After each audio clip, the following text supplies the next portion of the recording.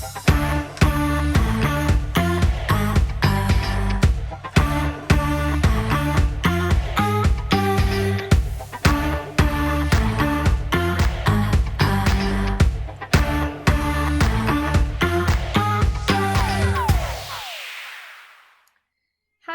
to the Moms Being Moms podcast, where we swap our weekly mom moments, wins, and fails, then cover stories of moms being moms. The good, the bad, and the ugly. I'm Jessica. I'm Sam. I'm Whitney. And let's mom it out. All right, so I have a mom fail this week, and I'm going to asterisk it because it's also a dad fail, but here we go. So the other weekend, my daughter had 2 soccer games, and she usually doesn't. It's usually just once on the weekends, but she had a Saturday game and a Sunday game. Saturday game conflicted with brother's game that we coach. So we split it up. Bobby stayed back and coached my son. I took daughter and my other 2 youngest, went to the game. It was about an hour away. We get there. They have a pretty good game, but we get there like 15 minutes before we're even supposed to be there, so we're like early. I have snacks for the kids. I have bubbles for the kids. I have suntan lotion for the kids because it was like unexpectedly super sunny. I'm pretty sure my baby's still burnt because of my poor kid's fair skin. But like I was just like, on it. Like, I got this. Great weekend. Sunday. However. Sunday. So the kids were singing in church, and they usually don't go to the activities like where they know the songs, but we've been doing some Wednesday night stuff. So they knew it. I'm like, oh, great. Like, I want to take you guys so you guys can sing. But my daughter's game conflicted with church. So Bobby missed her game Saturday. So I was like, okay, Bobby, you take her to her game, and I'll take the kids to church so they can sing. And this is where the mom fail comes in. On Friday, I laid out everybody's jerseys. Here's my son's jersey. Here's my daughter's gray jersey for Saturday. And here's my daughter's black jersey for Sunday. We leave. We go to church. During church, I get the messages. My husband was late and went to the wrong field. There is an email that everybody got that said there are parks that are similarly named. Use this address. He did not look at that email. I meant to remind him, make sure you go to the right place. He did not. So he shows up to the wrong place. So I see those exchanges and I'm like, well, that's what you get for not looking at things. 2, we are leaving church 2 minutes before her game starts. I get the text message from my husband. She's in the wrong colored jersey. They are an hour away. I put my daughter on the wrong colored jersey to drive an hour away to a soccer game and forgot to put her other jersey in the bag, which I always do because you never know when the other team, like you always pack the other one. Totally forgot. So I felt bad. I just feel like I set my husband up for failure because I put her in the wrong jersey, didn't remind him about the field. But what kind of makes me mad about the story is he texts me that 2 minutes before our game starts. So I text back, what's going on? Can she play? He does not respond. I call him. He does not answer. I was so mad. My kids wanted Chinese food to celebrate singing on stage at church. So they got their crab rangoon because they're so fancy. And I usually don't eat the Chinese food. Like I usually just get something at home when they want that. I ordered a small lo mein and I ate that. So like I was like, what the heck is going on? So he finally answers my call and he's like, oh, it's okay, they figured it out. Like they had a long sleeve gray sweatshirt, and I guess the referee just did not care. I don't even know if she had a number. So she played. They won 2-1. She got the second goal. She was on defense. Like she scored from like way out back. And it's like, so apparently it was like some great goal. But I was just like, I felt really bad that I put her in that wrong jersey and like didn't do all the things as a backup. But I was also mad at my husband for one texting me that, because first of all, you could have just not told me that. It told me that when you got home. Right. Or you could have said, hey, she's in the wrong color jersey, but they figured it out, if you wanted to be passive aggressive about it. But no, he was just, she's in the wrong jersey. What the Radio silence. Yeah. I just felt super bad, so now I'm just gonna stress check it every time there's a game. Yeah. Yep. Takes one to lose to make us really good at the rest of it. Exactly. Just one time. I'm the same way though. I'm like, don't tell me something if I messed it up. If it got fixed. Yeah. Right? Or I don't need to fix it. Or finish it in the same text message, right, because then I'll stress about it. I was so and then stressed I'm about like, it. okay, I'm just gonna be in a bad mood now because of it. Exactly. I felt so bad too because I was like, what if she has a terrible game that somehow it's gonna be my fault because right. Even though again there's 2 parents on these emails, there's one parent that's in charge of packing everything. And my husband was like, well, you were pretty convinced she was supposed to wear black. It's like, I was pretty convinced she was supposed to wear black. That is on me. Okay, so my win is more of just a personal, I think, win for me. Because I'm trying really hard to get back on track with working out again, strictly. And I have been. I've been doing small things, and I used to be able to be I couldn't work out with having, the kids right there with me, because I'm either yelling at one of them, or it's hard, I can't obviously be on the treadmill when I have downstairs in the basement, because obviously he's 18 months old. Yeah. Babies and treadmills would not mix. No. But we do have a bike. So I've been on the bike down there because that's obviously a lot easier to do. And I like the bike. Yeah. So I've been doing that strictly and keeping track of my protein that I've been eating and weighing things out. So that's my win. And then it's always super excited to go downstairs and play with Wade because never normally get to go downstairs because that's just a place that the 2 big kids can go down there. Yeah. So great, now you've broken that seal, so all kids will want to go to, he'll always want to go. Yes, he loves going down there, but then I'm I'll go down there because he wants to go down, and then I have a reason to work out. There you go. So I've been doing really, really, really good about it for the last, I don't know. It's only been 2 weeks, but I'll take the 2 weeks. That's still pretty good. The food thing I feel is really impressive, weighing it out. Because it's you gotta do that because you don't realize how much. I did not realize because I get those just barely chicken nuggets. They're identical to Chick-fil-A chicken nuggets. Yes. From Costco. And it was a serving size was I don't know, it was 84 grams or something like that. And I'm okay, I thought that would be I don't know, 6 of the little chicken nuggets. Right. No, it's less than that. Oh, it's always so So depressing. It's always so okay, gotta do that. But really try and keep track of it, especially because we're going on this cruise. And yeah, I need to get back on track and just do better and be healthier. But yeah, it's a cyclical thing, so good for you. Yeah, well, it's I grew up my parents. We were very fortunate to be able to eat out, growing up. And right. So it's just so Wyatt and I have gotten bad, especially with convenience, if we're out or something like that. It's just, it's just easier just to grab it when we're out. And we're trying to not spend money as much just because, we've had a couple of expensive years, but yeah, so trying to be better, get back on track. Nice. Okay. I don't know if mine's a win or a fail, but it's a good story. Honestly, it's just a slightly funny story. So my kid shows, my oldest shows in 4-H, and he does cattle and pigs. And before you show pigs, you're supposed to clip them. So my friend also has kids that show pigs, and it was their first year doing it. So she was like, how are we doing this? Are we clipping pigs? Blah, blah. We don't own any clippers, and it's easier to do it with a guard, but my cattle clippers don't have guards. Long story short, her husband wouldn't let her touch his clippers. So I was like, you know what? We'll have some.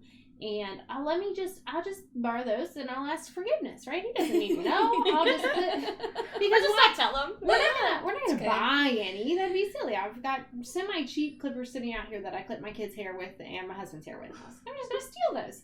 And so I don't know where he was, but I run out to his shop. I grab them like the Grinch, and I tiptoe back to my car, and I put them in there real fast, and then I go to find him to say goodbye. So I have the clippers. I leave to go to her house to go clip, and she lives 2 minutes. That might be an exaggeration. She lives 2 minutes away from me, maximum. And he calls me before I even make it over there and says, hey, did you take my clippers to clip pigs? How in the world did you know that? They were out in his shop, his big 2,000 square foot shop. and he noticed they were missing. Wow. I was like, you have some weird superpowers. So I was like, so weird.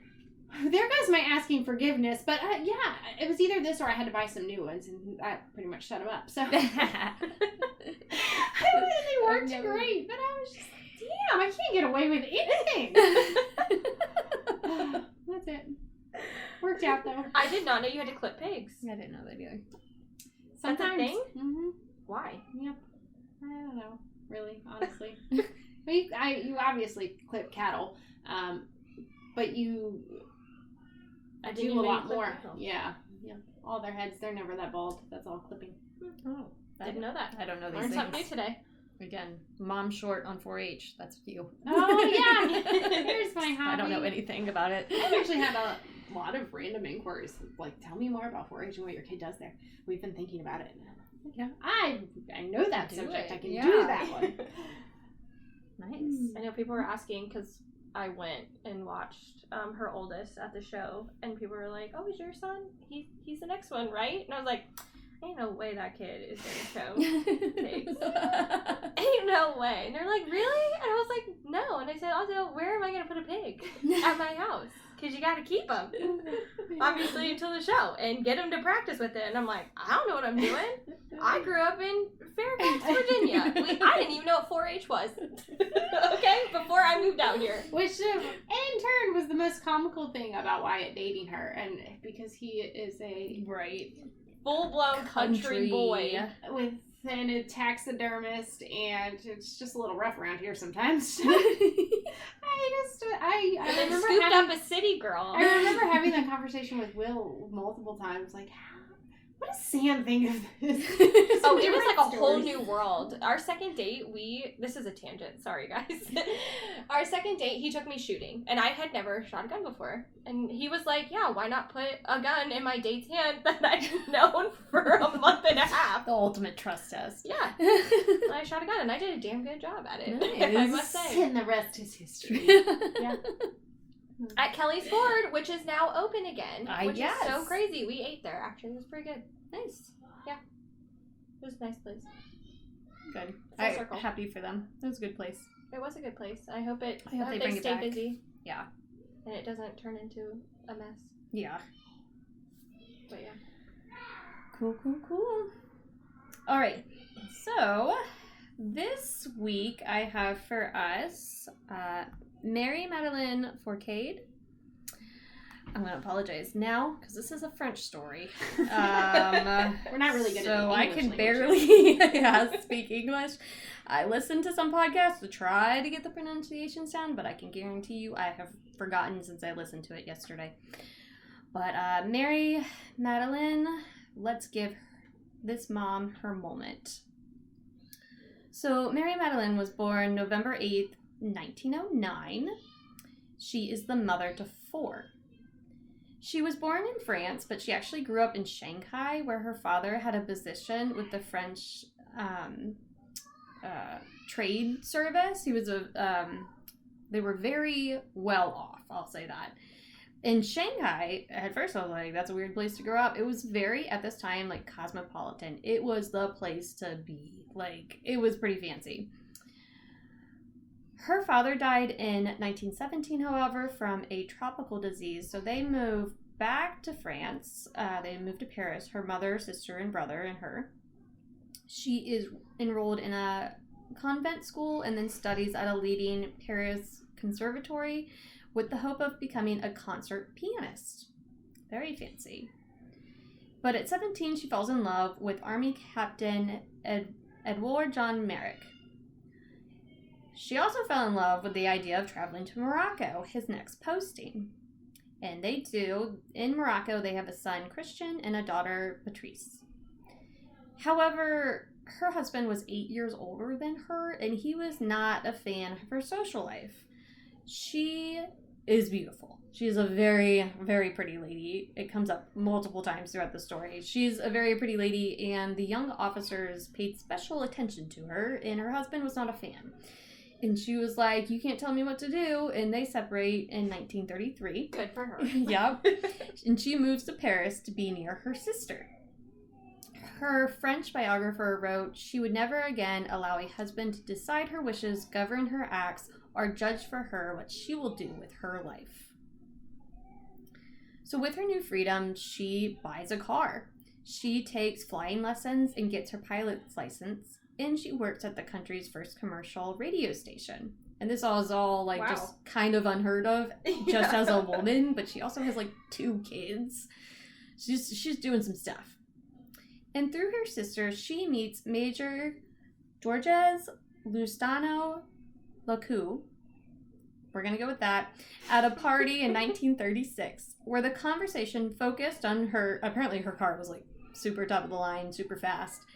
But they also talked about Germany's advance towards France and concerns of an invasion. The next day, Georges calls her and asks to meet. And she's still married, and she's like, sure, come on over. That's fine. But he wasn't calling about that. He was actually more interested in her interest in the conversations from the night before. He wanted to recruit her for the creation of a confidential journal aimed at making the case for military reform. Basically, France was head in the sand, Germany, you can do whatever you want. We don't want to be in another war. And he was more of we got to do something, guys. So he was creating this journal to kind of get people to pay attention to what Germany was doing. So he was going to use her fast car to basically use her as a courier. There was information that he needed that couldn't travel by mail. And she agrees. And this is her entrance into the world of espionage. Ooh. Yeah. So over the next 2 years, they built a network of informants to pass on reports about German armed forces. There was much political division in France, however, no one wanted to engage in another war. But they could no longer look the other way when in May of 1940, Germany invaded.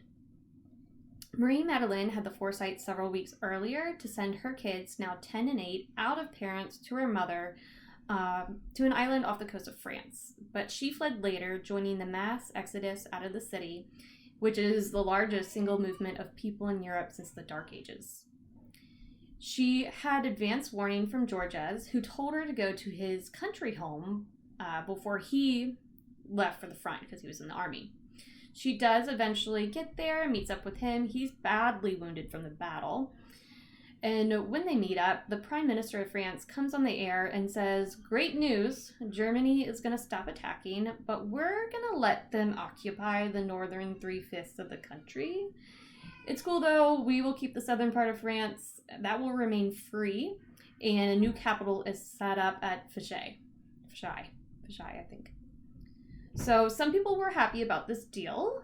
Others hoped it was just a temporary thing so France could gather strength and fight back. But others, like Marie-Madeleine and Georges, were completely shocked that he would do this, and they hated the German invaders. She wanted to go to Britain to join the Free French operations there, but Georges wanted to tackle the beast from the inside, and they headed to the new capital. So in this new capital of France, they began recruiting with the goal to create a network to provide intelligence about the German armed forces now within France, with the goal of getting that info to Britain. Since he was in the army, he got himself a position within the government and left the actual recruitment and initial establishment of the network up to her. She's really pretty young at this time. I think she's under 30. And she was a woman. So there was a lot of questions about whether men would take directives from her. When she met one of the recruits, he shouted, "Good God, it's a woman," before he did eventually agree to join under her command. While in the capital, her children did visit her once, but in March 1941, they decided it was getting too dangerous and they had to move headquarters. During this move, she visited her children, whom she had not seen since the previous fall. Her daughter was living with her mother, and her son was at a Catholic boarding school. During her visit, she did confide in her son a little, and when he asked if it was dangerous, she told him she was doing what all Frenchmen should do in a time of war, and that she was trying very hard to stay out of danger. The network grew rapidly under her guidance, establishing in different areas throughout the country, even the German-occupied areas. However, while they had a bunch of information, it took them a bit to get in contact with MI6. When they finally did, they got a directive. Britain needed information on the German U-boats terrorizing the supply chains feeding into Britain. Germany was basically starving the country. The network also got its name, the Alliance. So this directive required her to travel to Paris to expand the network there, which was occupied by Germany.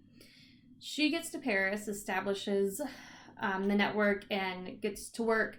And Georges, who I think the best way to describe their relationship is he's like the CEO, like the big picture guy, and she's like the COO, like keeping things working, head of staff type things.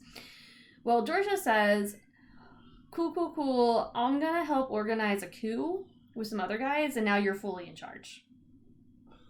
And she was like, okay.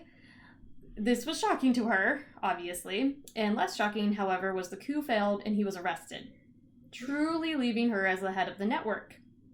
However, before his arrest, Georges had stressed to everyone joining, she is the most valuable of us all, the pivot around which everything turns. And when he was arrested, some of the older men had some doubts, but the younger operatives did not. To them, she was always the boss. She recruited them, trained them, provided them with what they needed. Literally nothing had changed. And the alliance was working. They were able to give MI6 the information about the U-boats needed to stop the Germans from cutting off the country. And it's one of their major accomplishments. And this information was throughout the war, not just a one-time mission. She did not have to lead alone for long, though. One of the co-conspirators with Georges had escaped prison and came back to return to the alliance. His name was Leon Fay, and while he deferred to Marie-Madeleine, he kind of became like a co-leader with her, a chief of staff of sorts.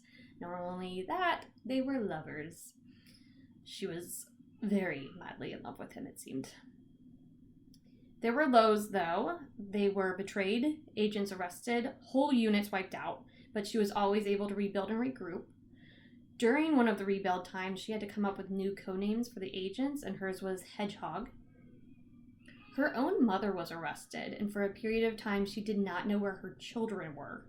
Luckily, some other extended family members had took them in. She was able to see her children again through early 1942, and spent some time, particularly with her daughter, when she needed surgery to correct a hip displacement. She actually used her daughter's recovery room for a couple months as a headquarters of sort, never stopping her work. When her daughter had fully recovered, however, and it was time to depart, it would be more than 2 years before mother and daughter were reunited. She was 9.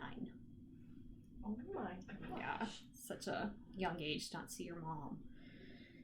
So this takes us into 1943, which was a tough year for the network. She refers to it as the terrible year. They faced more betrayal and arrest as the French police and Gestapo cracked down on resistant networks, particularly the Alliance. She finds out early in 1943 she's pregnant with Leon's child. And I can only imagine how hard this pregnancy was. Mm-hmm. She was super stressed because people were being arrested every day. She barely slept or ate and smoked packs of cigarettes each day. She was constantly moving from place to avoid capture, and they were taking losses every day. The Gestapo actually wanted to take her 2 kids hostage to get her to come out of hiding, but the Alliance were able to protect them. It was arranged for the kids to go to Switzerland to a chalet her mother had. Again, they had some money. She did not want to risk anyone's safety, though, so she did not say goodbye. She positioned herself in an apartment where she could watch them walk by, which I don't know if I could handle that. Like, I don't know if I would just let them go and not even look at them. That would be hard to do. Yeah, if your kids, especially ones that you haven't been, like, seeing regularly. So they do make it to Switzerland, but not as planned. Their escape route was blocked at the border, so the peasants that were helping the children simply pointed to the barbed wire of the border and refused to take them any further. Basically saying, like, go that way. So 12-year-old Christian and 10-year-old Patrice had to evade patrols and cross the border alone. They eventually reached a refugees camp and were taken to the chalet. I just can't even imagine. She gave birth to her baby boy in June, but he was pretty quickly whisked away to an Alliance hideout in the south of France. After repeated attempts to have her leave France and come to Britain, she was finally convinced, as things were getting more dangerous and the tolls of the year in childbirth were wreaking havoc on her mentally and physically. She really didn't want to go. She was very worried about the Alliance, and she ended up staying longer in Britain than she wanted. But while she was in Britain, she still managed the network from afar. And during this time, 2 other key pieces of information came through the Alliance channels. First came from a woman spy, Jeannie Rousseau, who obtained details of the missile and rocket development of the V-1 and V-2 rockets. The information helped with a raid on the location she provided information for. England did get hit with some of these rockets during the war, but if they had been launched from this particular site due to the proximity and amount of rockets, the scale and magnitude of the damage would have absolutely destroyed England. She was referred to as one of the most remarkable young women of her time, the spy that got the information. So not only did they help England by them surviving to even get to this point, now they're kind of helping them go on the offensive because they're bombing the things that were going to bomb them. But then secondly, an artist, Robert Dunn, was able to produce the most complete detailed military picture of the landing sites of the Normandy beaches to be stormed on D-Day. It had every gun placement, fortification, and beach obstacle, as well as information about the army units in their movements. Wow. So I mean, could you imagine not having that, not having the information about the V-1 and V-2 rockets, and then not having the information on the U-boats? England would have not even been in the war. They would have been taken over long before that. So it just, without the Alliance, the outcome of the war would have been drastically different. She was able to return to France in July of 1944. She was captured shortly upon her return, but was able to escape by stripping down to her underwear and slipping through the bars. She was in France when D-Day occurred, but the Alliance did not stop working. It would take Allied forces 8 months to march across the country through France, and the Alliance provided crucial information of German patrols and fortifications as the German army retreated. When the war ended, Marie-Madeleine was able to enter Germany to determine the fates of some of her arrested agents and return some of the remains to family members. Of about 3,000 agents, 600 had been imprisoned and about 450 were executed, including her lover, Leon Fay, who never met his baby boy. The German army were particularly keen in exterminating Alliance agents, in some cases only specifically executing them before deserting other prisoners at the camps. One of the survivors said that during his trial held by the German court, he was found guilty and condemned to death because the Alliance had provided the information that caused the deaths of German soldiers in the Atlantic in U-boats and killed during the Normandy beach invasion. So Germany understood how key the Alliance was. However, politics suck, and of the 1,038 elite honored heroes of the war, awarded the Order of the Liberation, France only awarded 6 of those to women, excluding Marie-Madeleine and Jeannie. One of the honorees was her estranged husband. What? Just a slap in the face. So the issue was, during the war, some of the Free French movements were making plays at who would lead France after the war was over. However, Marie-Madeleine was much more worried about winning the war, so she didn't choose sides. And she found herself getting less praise due to the "if you aren't with us, you're against us" attitude held by the new leaders. She was reunited with her kids, the youngest now 14 months old. In her memoirs, she doesn't say too much about the reunion, remarking they returned miraculously unaffected. Which, I don't know about that, but let's go with that. So, whatever you gotta tell yourself, I guess. So the Alliance's work was done, but her work was not. Because her 3,000 agents were secret agents, they had a fight when dealing with military benefits after the war, so she was a champion for them in getting their fair share, especially those who were widowed or orphaned as a result of their loved ones working for the Alliance. In 1946, she finally officially divorces her first husband, and she marries Hubert Fourcade in the following year. The couple had one daughter together in 1941, Penelope, who said, "My mother deeply loved her children, but she was not very demonstrative or affectionate. She was not what you would call maternal." Marie-Madeleine died at the age of 80 on July 20th in 1989. Her funeral was held at the Church of the St. Louis, I'm going to say this wrong, it looks like Invalids, but I have it pronounced as Les Invalides. And it's actually a great honor. She was the first woman to have her funeral there. Oh. That is where Napoleon is buried, so it was a very big deal.